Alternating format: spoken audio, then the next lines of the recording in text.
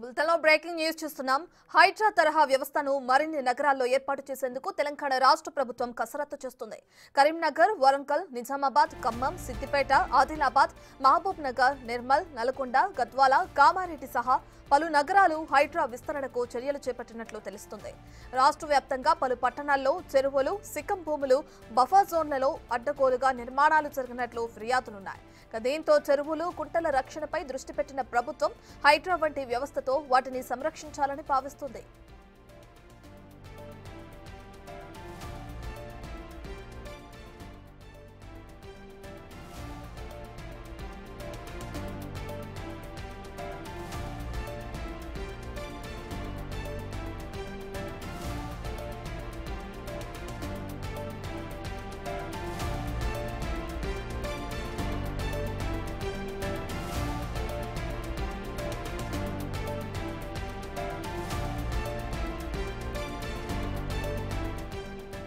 ఇదే అంశానికి సంబంధించి మరింత సమాచారాన్ని మా డిప్యూటీ బ్యూరో చీఫ్ సాదిక్ అందిస్తారు. రైట్ సాదిక్, ఎటువంటి రాజకీయ ఒత్తిళ్లు ఎదురైనా కానీ తలగ్గకుండా ముందుకు వెళుతుంది హైడ్రా. ఇక ఇదే క్రమంలో మరికొన్ని నగరాల్లో హైడ్రా వ్యవస్థను ఏర్పాటు చేయాలని కూడా భావిస్తున్నట్లు తెలుస్తుంది అటు సీఎం రేవంత్. దీనికి సంబంధించి డీటెయిల్స్ ఏంటి, నగరాలేంటి, అక్కడ అంటే ఆ ప్రదేశాల్లో ఎటువంటి చెరువులు కానీ లేదంటే కుంటలు కానీ కబ్జాకి జరగడం గుర్తించారు సాదిక్? హైడ్రా ఫలితాలు సత్ఫలితాలు ఇస్తున్నాయి. నగర వ్యాప్తంగా కబ్జా గురైన చెరువులకన్నిటి కూడా ముఖ్యమంత్రి రేవంత్ రెడ్డి విముక్తి కల్పిస్తున్నారు. దీని పట్ల ప్రజలందరూ కూడా చాలా హర్షం వ్యక్తం చేస్తున్నారు. ఎందుకంటే చెరువుల నగరంగా ఉన్నటువంటి హైదరాబాద్ ను పూర్తి స్థాయిలో కూడా కబ్జా చేసినటువంటి దుర్మార్గులు ఉన్నారు. వారిని చెరువు నుంచి చెరువులను రక్షించే పనిలో ముఖ్యమంత్రి రేవంత్ రెడ్డి ఉన్నారు. అందులో బాగానే హైడ్రా తీసుకురావడం జరిగింది. హైడ్రా కూడా దూకుడు పేస్తూ అక్రమార్కుల గుండెల్లో రైలు పడిగిస్తున్న విషయం మనకు తెలిసిందే. సో చాలా హైడ్రా సంబంధించినటువంటి అంశాల్లో కూల్చివేతల పర్వం కొనసాగుతున్న నేపథ్యంలో ఇది ఎక్స్పెరిమెంట్ గా చేస్తున్నటువంటి రాష్ట్ర ప్రభుత్వం మరికొన్ని నగరాలకు కూడా దీన్ని విస్తరించాలని కూడా భావిస్తున్నట్టుగా తెలుస్తుంది. ప్రధానంగా ఇటీవల వరంగల్లో కురిసిన భారీ వర్షాల కారణంగా ఎన్నడూ లేని విధంగా వరంగల్లో కూడా ముంపుకు గురైన అనేకమైనటువంటి కాలనీలు ఉన్నాయి.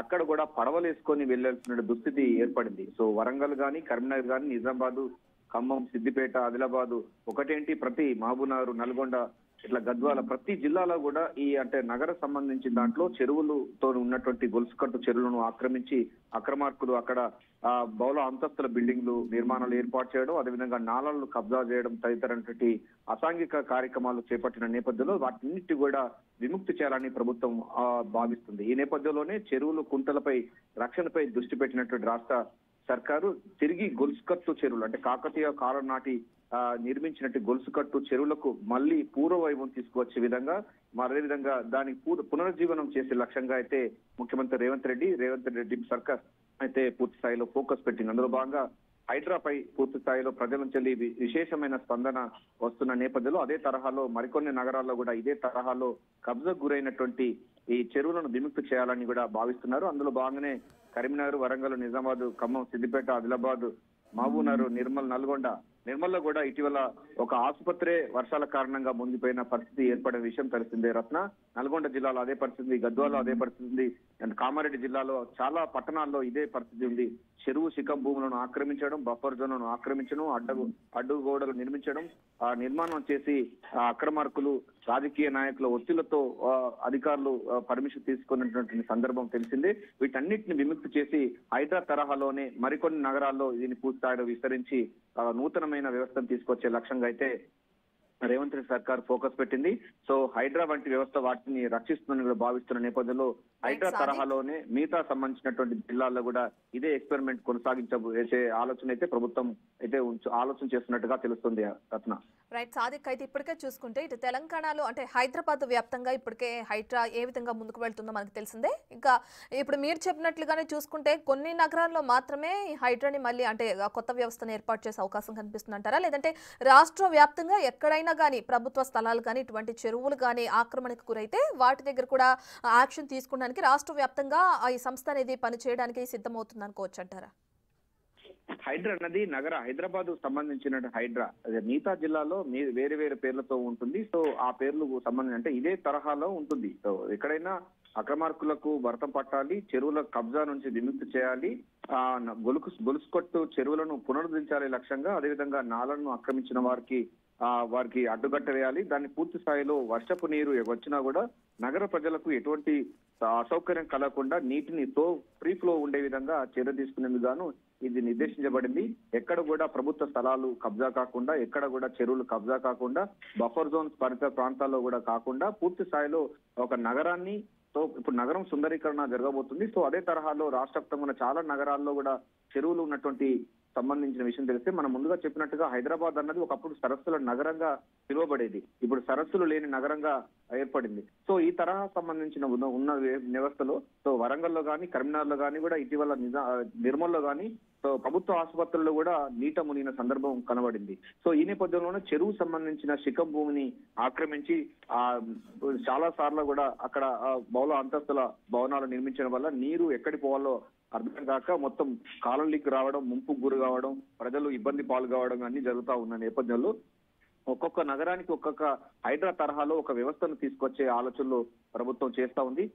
మున్సిపల్ సంబంధించిన శాఖ కూడా ముఖ్యమంత్రి దగ్గరే ఉన్న నేపథ్యంలో దీని స్థాయిలో పూర్తి స్థాయిలో హైదరాబాద్ లో ఉన్నతో పాటుగా మిగతా సంబంధించిన నగరాల పైన కూడా ప్రత్యేక ఫోకస్ పెట్టి ఈ తరహానటువంటి విధానం తీసుకొస్తున్నట్టే ప్రజలకు మరింత సౌలభ్యంగా ఉంటుంది. అక్రమార్కులకు అడ్డుకట్ట వేయొచ్చు అన్నది. అదేవిధంగా నగరాలు సుందరీకరణ ఉండాలి. ఎందుకంటే నవీన జీవన విధానానికి నగరాలు అన్నది పట్టుకొమ్మలుగా ఉంటాయి కనుక ఆ నగరం అన్నది అందంగా ఉండాలి. వర్షం వచ్చినప్పుడు ఇట్లా ఆ చెరువులను తలపించకూడదు అన్నది ప్రభుత్వ ఉద్దేశం, ముఖ్యమంత్రి ఉద్దేశం. ఇదే విషయం చాలా సందర్భాల్లో చెప్పిన సందర్భం మనకు తెలిసిందే. ఆ హైడ్రా తరహాలోనే మిగతా సంబంధించినటువంటి జిల్లాలో దీన్ని విస్తరించాలి. అక్కడ పేర్లు మారుతాయి కానీ విధానం మాత్రం ఇదే. ఎక్కడ కూడా కబ్జా కాకుండా ప్రభుత్వ సంబంధించినటువంటి స్థలాల్లో కానీ లేకుంటే చెరువును చెరబట్టి అక్కడ నిర్మాణం చేసినటువంటి వారికి భరతం పట్టాలి. ఎవరు కూడా చెరువును కబ్జా చేయకుండా ఉండే విధంగా చర్యలు తీసుకునే విధంగా ఈ తరహా అయినటువంటి విధానం తీసుకురావాలని కూడా ముఖ్యమంత్రి రేవంత్ రెడ్డి భావిస్తున్నారు. ఈ హైడ్రా తరహాలోనే మిగతా సంబంధించినటువంటి జిల్లాల్లో కూడా వ్యవస్థను ఏర్పాటు చేసే విధంగా మున్సిపల్ శాఖ అధికారులు అయితే కసరత్తు చేస్తున్నట్టుగా తెలుస్తా ఉంది. ఎందుకంటే ఇది హైడ్రా అన్నది సత్ఫలితాలు ఇస్తున్న నేపథ్యంలో ఇదే ఎక్స్పెరిమెంట్ విస్తరించాలని కూడా ప్రభుత్వం భావిస్తుంది. రత్న రైట్ సాదిక్, ఇక మీరు చెప్పినట్లుగానే హైదరాబాద్ కి సంబంధించి హైడ్రా అన్నారు. అంటే వేరే నగరానికి వచ్చి వేరే పేరుతో కానీ వేరే వాళ్ళు వచ్చి దాన్ని చూసుకుని హ్యాండిల్ చేసే సిచ్యువేషన్ వచ్చినప్పుడు ఇప్పుడు ఎలా అయితే రంగనాథ్ కమిషనర్గా ఉన్నారు అక్కడ ఇప్పుడు వేరే వ్యవస్థ స్టార్ట్ చేసినప్పుడు అక్కడ మళ్ళీ కొత్త స్టాఫ్ దాన్ని రన్ చేసే అవకాశం కనిపిస్తుందంటారా? రత్న ఎట్లా ఉంటుందంటే ఇది మదర్ ఆర్గనైజేషన్ లాగా హైడ్రా ఉంటుంది. ఇక సిస్టర్ ఆర్గనైజేషన్స్ గా ఇతర జిల్లా సంబంధించిన విధానం ఉంటుంది. అక్కడక్కడ కమిషనర్లు పూర్తి స్థాయిలో ఒక అధికారిని నియమిస్తారు. రంగనాథ్ దీనికి హెడ్ ఆఫ్ ది డిపార్ట్మెంట్ గా ఉంటారు. ఆ తరహా ఆయన దగ్గర నుంచి వెళ్ళి సలహాలు, సూచనలు కానీ విధానం ఎట్లా ఉండాలనిపైన కూడా గైడ్లైన్స్ ఇస్తారు. ఒక మిగతా హెడ్ గా ఉండి మిగతా సంబంధించినటువంటి వ్యవస్థలన్నీ కూడా నిర్మించబోతున్నారు. అంటే ఏదైనా ఒక ఎక్స్పెరిమెంట్ సక్సెస్ అయిన తర్వాత ఆ తరహా సంబంధించిన విధానాన్ని పూర్తి స్థాయిలో ఎక్కడైనా అమలు పరుస్తారు.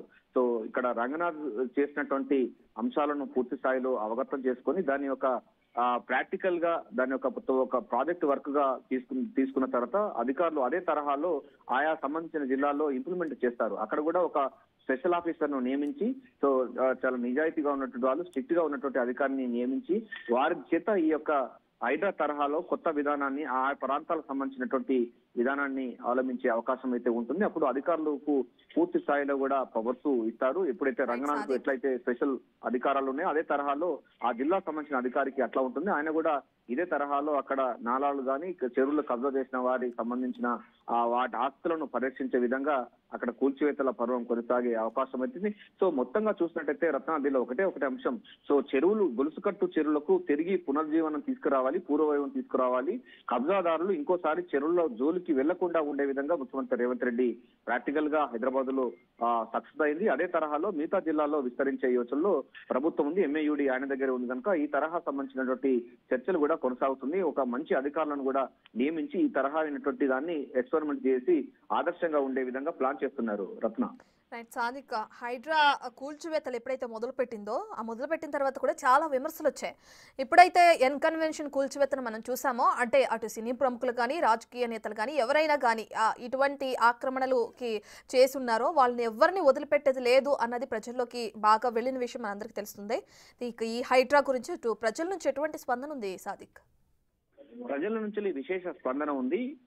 ప్రజలందరూ కూడా చాలా బ్రహ్మరథం పడతా ఉన్నారు. ముఖ్యమంత్రి ఎవరు చేయనటువంటి కార్యక్రమాన్ని ముఖ్యమంత్రి రేవంత్ రెడ్డి చాలా ధైర్యంగా చేయడం జరిగింది. ఎందుకంటే చెరువులను కబ్జా చేసి నీళ్లు పోకుండా మిగతా సంబంధించినటువంటి అంటే పట్ట భూములు ఉన్నటువంటి నివాసాలకు చాలా సమస్యగా మారినటువంటి ఈ కబ్జా విధానానికి ఎవరు కూడా అడ్డుకట్ట వేయలేకపోయారు. సమైక్య రాష్ట్రంలో చేయలేదు, 10 సంవత్సరాల్లో కేసీఆర్ ప్రభుత్వం చేయలేదు.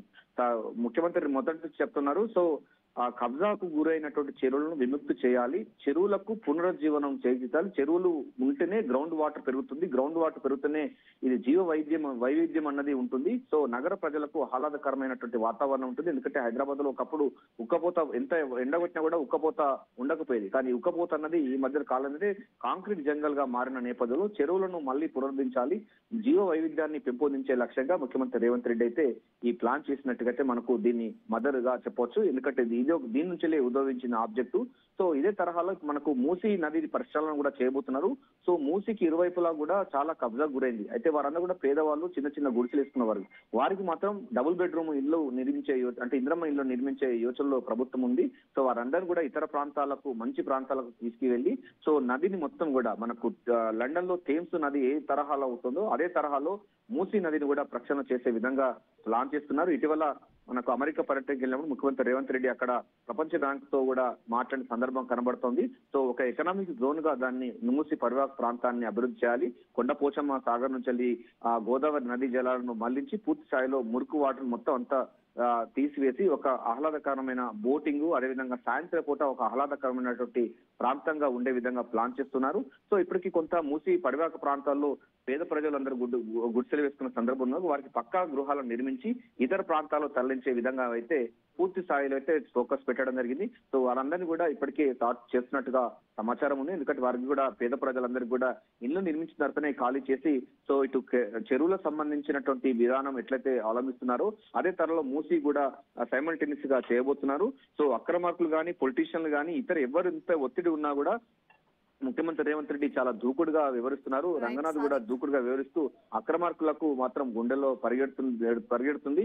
ఇక నుండి ఎవరు కూడా చెరువు దగ్గర పోవాలంటేనే భయపడే పరిస్థితి ఏర్పడుతుంది. సో ఆహ్లాదకరణ వాతావరణం తిరిగి పునరుజ్జీవనం తీసుకువచ్చే విధంగా అయితే ప్లాన్ చేస్తున్నారు. ఇదే తరహాలో రాష్ట్ర వ్యాప్తంగా తీసుకువచ్చే విధంగా అయితే ప్రభుత్వం అయితే పూర్తి స్థాయిలో ఫోకస్ పెట్టినట్టుగా సమాచారం ఉంటుంది. ఎంఐయుడి ముఖ్యమంత్రి రేవంత్ రెడ్డి ఉన్నారు కనుక పట్టణ ప్రాంత జీవన విధానాన్ని మరింత మెరుగుపరిచే విధంగా ఇటువంటి కార్యక్రమాలు చేపడుతున్నారు. Ratna. Right, thank you Sadiq.